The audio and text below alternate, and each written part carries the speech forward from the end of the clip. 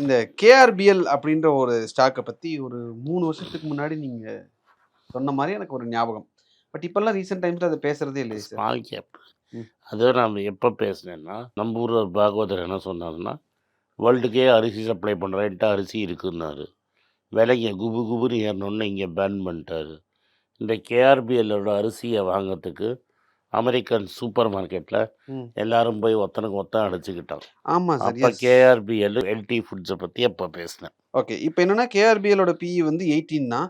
அதுல வந்து இந்த இந்தியா கேட் பாஸ்மதி ரைஸ் பிராண்டுங்கிறது இவங்க கிட்ட தான் இருக்குன்றப்ப தெரியும். நாங்க வாரத்துல 4 நாள் பிரியாணி சாப்பிடுற ஆட்கள் சார். இந்தியா இந்தியா எல்லாம் கேட் ஸ்மால் கேப் கம்பெனி ப்ரமோட்டர் எனக்கு தெரியாது. ஓகே.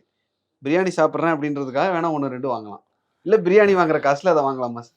பிரியாணி காசில் வாங்குறத கன்சிடர் பண்ணேன். 1 அது ஸ்மால் கேப், 2 எனக்கு ப்ரமோட்டர் தெரியாது, ம். 3 அது எவ்வளோ கடன் இருக்குன்னு தெரியாது. ம். அதனால அதை பட்டாசுல இருக்க சேர்க்காதீங்க.